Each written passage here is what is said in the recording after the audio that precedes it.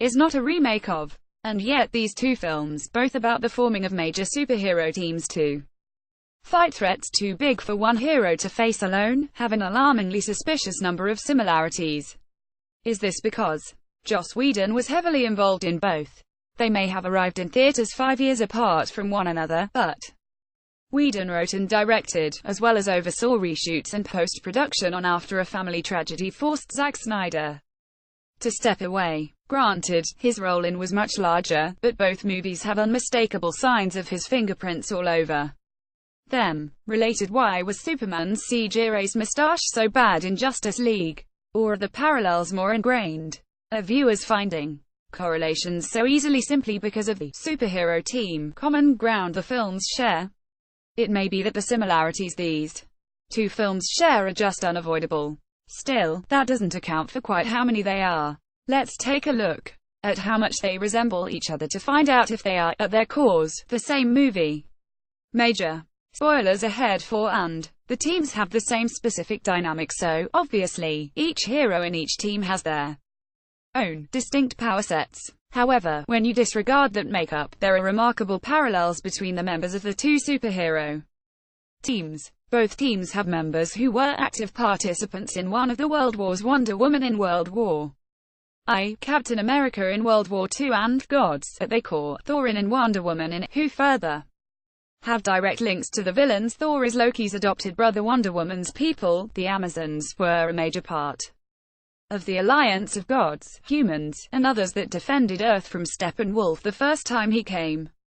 Both are funded by billionaires who have no actual superpowers of their own, but seemingly limitless bank accounts: Iron Man Tony Stark and Batman Bruce Wayne, and there's just one female member apiece, Black Widow and Wonder Woman, although, just as added a second female member, Scarlet Witch, in the sequel. That's something the cast have also want to do.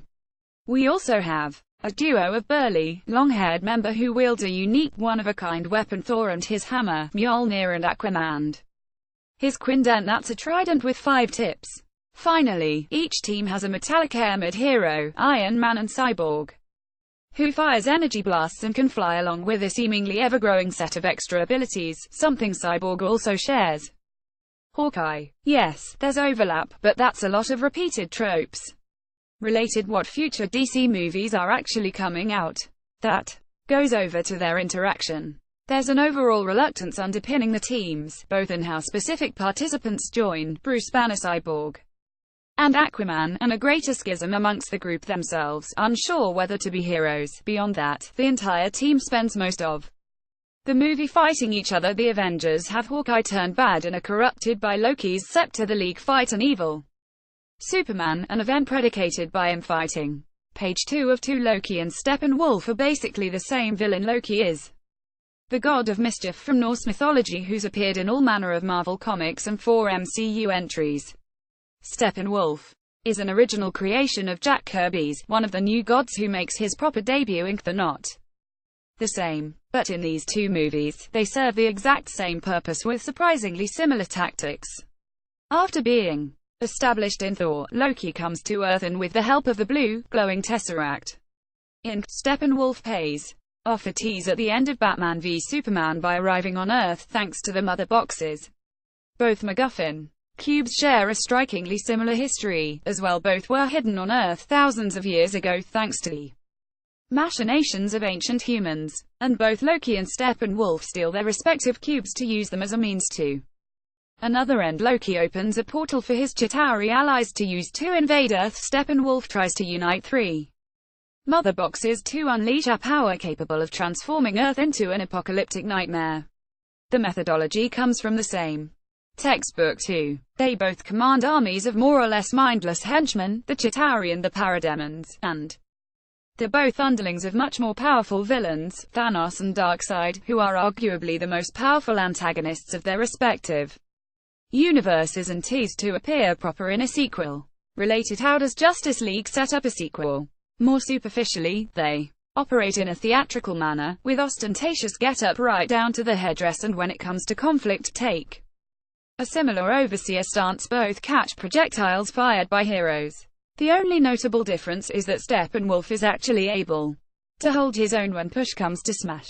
The Avengers and Justice League have very similar plot structure. Both movies are, at the end of the day, about stopping an alien invasion, and begin with skirmishes against invaders from other worlds. Nick Fury and S.H.I.E.L.D. fight Loki upon his arrival on Earth, and Batman takes on a parademon when it scouts out Gotham respectively, that directly lead to the involved characters attempting to recruit super people for their teams. Agent Coulson and Natasha Romanoff recruit Tony Stark Iron Man and Bruce Banner Hulk respectively. Bruce Wayne and Diana Prince recruit Arthur Curry Aquaman, Victor Stone Cyborg, and Barry Allen Flash.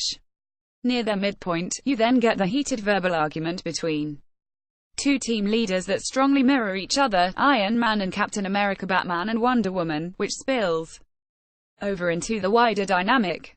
This, however, is all build up to the real showdown, with a major fight scene incited by one member going rogue. Hulk goes on a helicarrier rampage, while Superman has a post-resurrection freak-out in when he can't yet remember who he is already mentioned, just like Hawkeye. And, finally, both movies climax with a big fight against the villain and his horde of alien foot soldiers.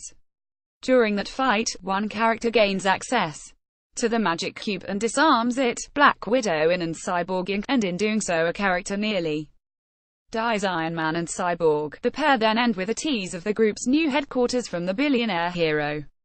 Stark Tower becomes Avengers Tower, and the dilapidated Wayne Manor the Hall of Justice, even apes the MCU's propensity for multiple post-credits scenes. Obviously, these films aren't one-tune copies, with characters filling a variety of similar roles, but they have far too many parallels to not be remarked on. Whatever the reason, after the mixed reaction to Let's hope that DCEU can forge its own path in the blockbuster landscape away from the MCU next, Justice League is basically the same as the Avengers.